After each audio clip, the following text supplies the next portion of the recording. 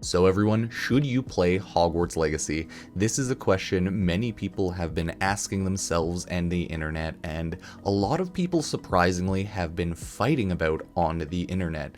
If you don't know, people are really hating on Hogwarts Legacy because of J.K. Rowling, the original creator of Harry Potter, being, I believe, a TERF, overall terrible person in general as well. So a lot of people right now are boycotting Hogwarts Legacy because of that. But it looks like that won't really matter, as most people don't really either believe in the boycott or just don't find it valid, and I don't think enough people are going to boycott the game for it to make a dent in the overall sales in it, but we will have to wait and see. In my mind, and myself included, I just don't think anyone really ties J.K. Rowling, the original creator of Harry Potter, to any of the games at this point. But yeah, a lot of people are fighting online saying if you support or buy the games, then you're like anti-trans, a TERF, and a transphobic. Those opinions are probably really bigoted and like very aggressive.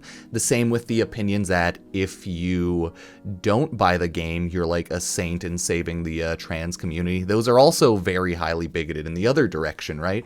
Either highly positive or highly negative. There is no in between in this. And yeah, I just want to remind everyone to calm down, be nice, stop fighting. For the most part, a lot of people just see this as a game, myself included. We aren't into the whole identity politics of the internet and fighting over that, especially when we just do not tie J.K. Rowling to the franchise anymore. But a lot of people will be fighting about that, so just keep that in mind when you're going over watching reviews, streams, etc., etc. The game itself, as you can see in the background, we're throwing up some review footage, all links in the description. The game overall looks like a pretty chill, fun Hogwarts little experience with some spells, RPG elements. It reminds me of the old Harry Potter games that I used to play. I don't know if anyone else played the very old games, Philosopher's Stone or the Chamber of Secrets. I played them on PC. Those were some top games. So hoping to get that sweet, sweet hit of nostalgia childhood out of this one as well, but we'll have to wait and see. So that's the gameplay in the background. Boop. If I jump on my desktop right now, I can see that so many people have already gotten their hands on Hogwarts Legacy and have been able to download the game, get it early access through like content creator, or I believe someone said they didn't VPN. They changed their location on their Xbox to, I think they said New Zealand, which pushed them into the 7th, which means they got their early Harry Potter. So a lot of people are probably like VPNing or changing the location on their system, Steam, Epic, what have you, right? So that might be, and probably is, one way that a lot of people are able to play right now. But if we just jump into like random Fextra Life stream, we see like, hey, it's a cool looking RPG. Looks like the same review footage and gameplay footage from before. Nice, good stuff, Extra Life, good stuff. And just a lot of people do seem to be pretty hype about it. So as always, if you're excited to play a game, play the game and have fun. If you're not, don't.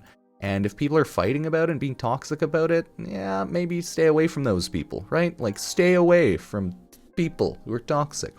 I have a sweet Yahoo News article up here as well, going over, oh my, what is Hogwarts Legacy? I quickly wanted to just jump down to the why is the game controversial, right? Some fans have urged gamers to boycott Hogwarts Legacy in protest at Harry Potter author J.K. Rowling. Rowling has attracted criticism from some groups for her views on gender identity, like transgender identity, and trans rights. She has strongly denied accusations of transphobia. Yeah, so everyone calls her a TERF, and it seems like her entire online identity is now just fighting trans rights in a general TERF way, right? So people do not like her. So we'll continue. In December, she spoke out against the Scottish government's plan to make it easier for people to legally change their gender in Scotland. She called the proposal the single biggest assault on the rights of Scottish women and girls in my lifetime. Warner Bros. Has said Rowling was not directly involved in the creation of the game, although they collaborated closely with her team. Sebastian Croft, who voices a character in the game, has distanced himself from Rowling's views and apologized to fans who are hurt by his involvement. He tweeted, "I believe wholeheartedly that trans women are women and trans men are men. There are no LGB without the T." Several of the film franchise star, including Daniel Radcliffe, Emma Watson, Rupert Grint, have previously spoken out in support of trans rights. The row also overshadowed the release of last year's reunion special, Return to Hogwarts, and the latest spin-off film, Fantastic Beasts and Where to Find Them. Yeah, so just J.K. Rowling sucks. Like, terrible person, huge turf.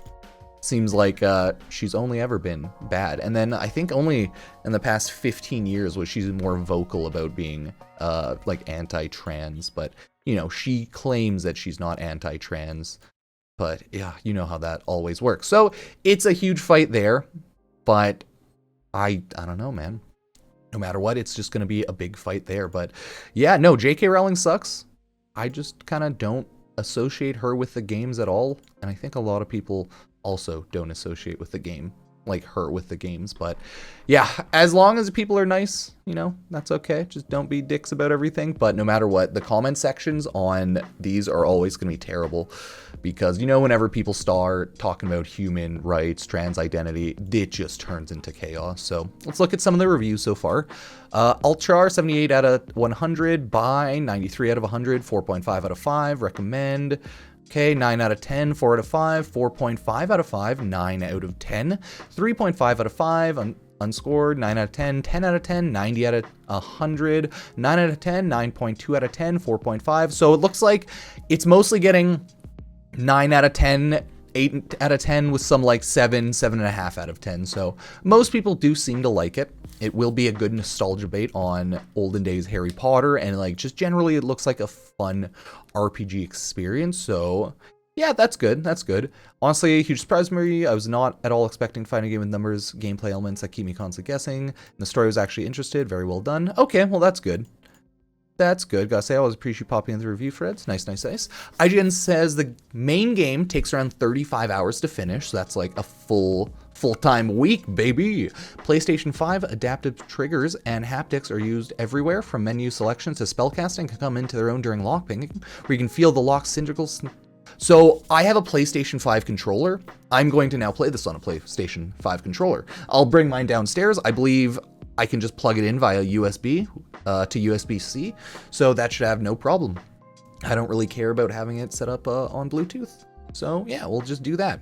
And okay, I'm playing on a 3080 with graphics present on Ultra, and while quieter areas can see me hit 80 FPS, wandering around a busy part of Hogwarts or waltzing from shop to shop in Hogsmeade can drop to around 40 FPS. Okay, so not the best performance, but not the worst, because if you're on 3080 with presets on Ultra, yeah. Some persistent but not disrupted technical issues are also wearing on me here and there. Most noticeable are the brief yet frequent pause at the doors of Hogwarts while the game is loading whatever on the other side. Okay, so load doors is his issue. And I'm okay with load doors because I'm so used to them, but I get other people just hate them. Okay, there are around 100 side quests, with some being generic fetch quests and some being interesting and fun.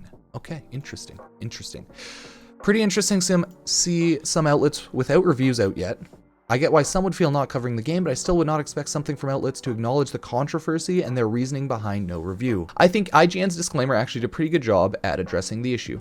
As critics, our job is to answer the question of whether or not we find Hogwarts Legacy to be fun to play and why. Whether it's ethical to play it is a separate, but still an important question. So just as in virtually all cases, we're choosing to expose and address views of the franchise creator separately from our consideration of the work of hundreds of game developers, and evaluate Hogwarts Legacy as it stands, leaving behind the scene context to be considered in addition to that evaluation rather than in place of it, so that it can be weighted according to your own values. I'm assuming that's what most people who are going to play the game, and like what most reviewers are going to look like. You're not a great person for not playing the game. You're not a terrible person for playing the game. Most people have probably separated J.K. Rowling from the game itself, but you're a dickhead probably if you're fighting everyone about it, and if you're getting into arguments in the comment section and constantly being dicks. But I'm staying away from all those comments because God, is this always a mess. So as long as you're not fighting about stuff, being toxic, probably okay. But oh dear God, yeah, J.K. Rowling is just bad. So I'm glad that she's not a huge upfront celebrity or actor that people have to deal with and see a lot. Well, at least I don't. So it's only whenever a Hogwarts game comes out do people yell about her a lot, and she gets brought up in the news a ton, or like a new movie, Hogwarts, you know, Harry Potter. So yeah, looks like that is the general gist and look at Hogwarts Legacy. Seems like people like the game. Game's fun. It's a cool RPG with a lot of stuff to do. Might not be a perfect game. Never will be a perfect game, and that is no surprise. Probably like a solid 8 out of 10 to 9 out of 10 for most people. If you like RPGs, Harry Potter, you'll probably love this game, right? Don't play it, of course, if you just are so against J.K. Rowling's existence that, like, you are getting mad at people in comments for playing in the game. It doesn't make you a great person either way if you do or don't. You're a nice person if you're nice, and you're a bad person if you're not nice, right?